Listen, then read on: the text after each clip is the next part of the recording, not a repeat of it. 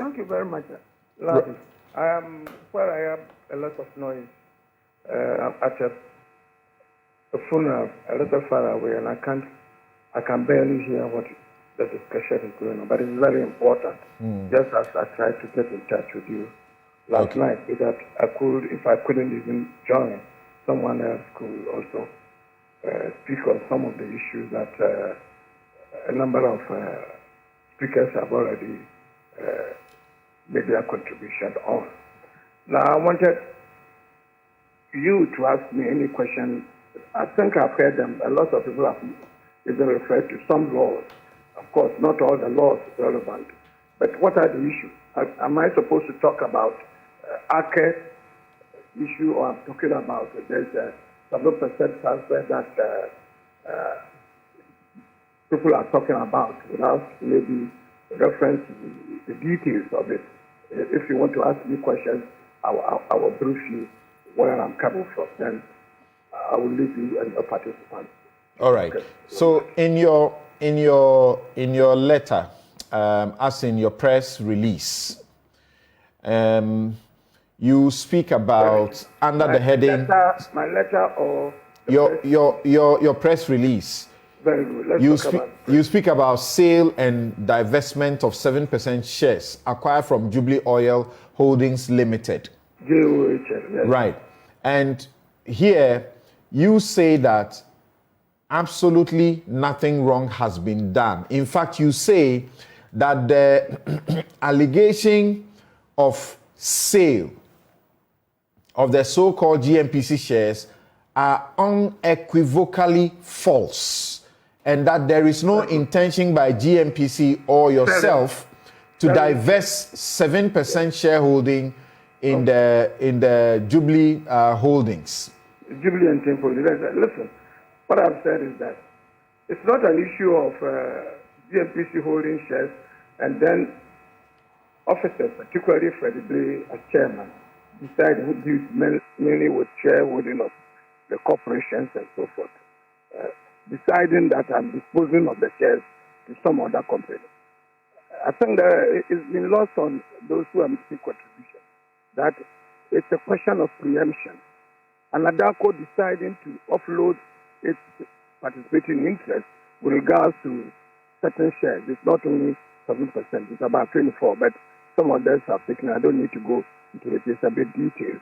But if they decided, and 7% in this respect was capped for JOHL, which was put together by an ADACO. It's a company that was registered in the Cayman Islands. It's an offshore company. Now, it was that 7% participating interest that at the moment is being handed over to GNPC. GNPC have bought for 168, as one of the participants had already told you. Now, what is the issue? The issue is, after this 7% by an ADACO being put for sale or having been conveyed to Ghana, in 2021, South African company, that is, who is a participant, is a member of JO, that the Joint Operating Agreement, had already also given notice of its preemption right under the JOA, that they are also interested in purchasing it, because among the participants, what is it? Among the contracting parties, they've agreed to the idea that any of them wants to dispose of any interest that is owed. The other members should have first preemption right. Then, based on that, it's pro rata. That's the arrangement. As to whether they are right or wrong, I think it's for lawyers to decide. I can't tell you much about it. We've had advice from our own lawyers in and outside, and we are realizing that maybe we are wrong or maybe we are right. But even then, what I'm saying is that it doesn't preempt any discussion about it, because as far back as 2021, we've been discussing among them. They have said that they want to insist on the preemption, and we have said no. Then it is some kind of correspondence that's going on between me and my supervising minister, which I'm not ready to go into at the moment, over it as to what to do and how to go or proceed. But we've not yet concluded that. However, the talking between us, that is the chairman of the South African Corporation, my counterpart in South Africa, and myself, and we've met not just one-on-one, but group to group since 2021, discussing about this year, their intention to preempt and our intention to keep what Anadako has given us through JOHL at the moment being held by JH.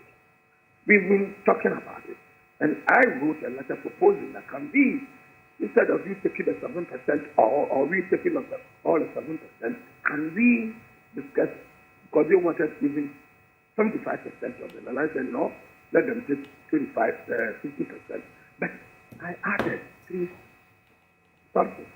I added that even this that we are talking about, between us, it's subject to the approval or otherwise of my minister. This is in the letter written, and they have the copy to everybody that is involved. So we are discussing. It doesn't mean that we dispose of it. I understand when people have come, CSOs have come to say that they have been talking about AKE in the past. They've been talking about ENI in the past. They've been talking, I agree. But we are still discussing this matter. And proposals in and out are being given. They themselves counter proposal are also making. Now, in the course of this, and then letter comes out to the public, then they are saying that Freddie Blay, as an individual, has disposed of the interests of Ghana, and sold out the interests of Ghana. I think it's not fair. Yeah, the contention is that GNPC has engaged PetroSA, and you have proposed an equal share. You don't have the locus to do that. You disagree? Something. So wait. Don't talk about locus in this one. Something. What I'm saying is this: why should I even make that proposal? If the threat that they say that they have a right to it, and if we don't say they have a right, the question is it goes to arbitration.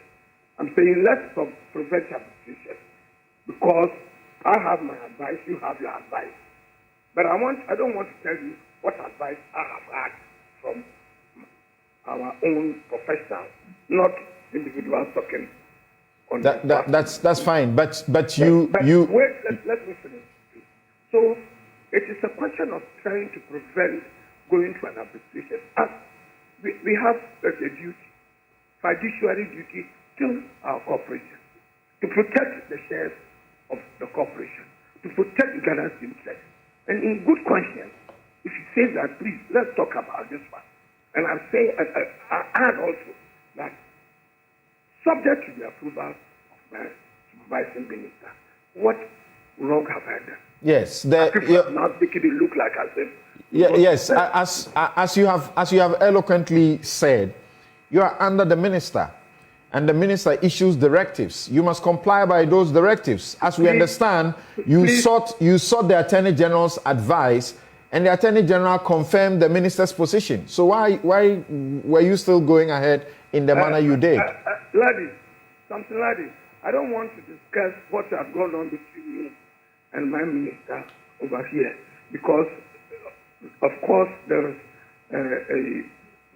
that you mentioned as is been amply explained and re-echoed on your platform, that all minerals and resources that comes from the bowels of the earth, the bowels of our country, are vested in the president, and therefore we all must listen to what the presidency will say about it. So we are discussing. I don't want to now to discuss as to what our business was wrongly or rightly, as so we are discussing. So I wish I would not discuss it.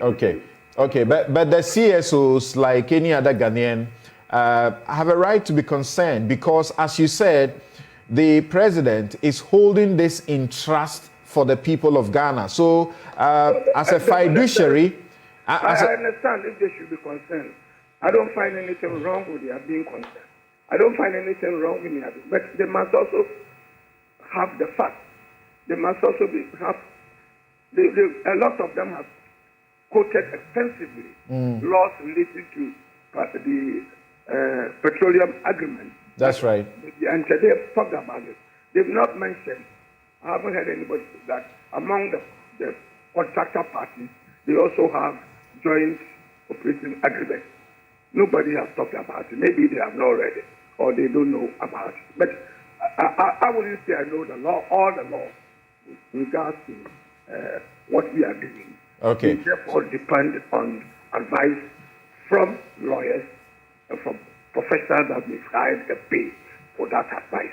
Yeah. So I understand if they are making questions, but they must also take time to sometimes listen or even contact and have the side of the other side, of the other people that they are accusing. That's all I'm saying. Please. Right, but is it not problematic when your release says the so-called sale of the shares are unequivocally false and that there is no intention to do so or to divest 7% shareholding of the Jubilee holding, when in the letter it is rather very categorical that the proposal is for unequal sharing? We are going forth and back. I have said that I haven't denied that I wrote the release. I'm saying the issue is preemption. The issue is not the sale of Ghana's assets. Preemption of assets that Anadako is giving out. We say we have a right of preemption. We have the first right. And indeed, we've even gone ahead to acquire that one. Okay. South Africa says that they have right of preemption. Maybe ahead of, because maybe Ghana, GNPC is not party to the joint operating agreement. Therefore, may not have the right. These are interpretation of what is here and there. And this is what we are discussing. Those who are not privy to it, they don't know it, will go ahead and refer to part of the law and make it look like it's the whole of the law. Please, okay. That's what I'm saying. I have not discussion with my counterparts in South Africa about what can we do, because you say you have a preemption. We think we don't have it, and therefore let's discuss it. But we don't need to go to court. We don't need to go to arbitration on that. So please, if we can come to an agreement, and beg me, it's not just out of my head that I'm just saying, please let's decide to share what we are quarreling about. Okay. We understand your present circumstance. We understand your present circumstance and where you are. My final question to you will be, what will you do on the back of the minister's clear objection to the approach you have taken?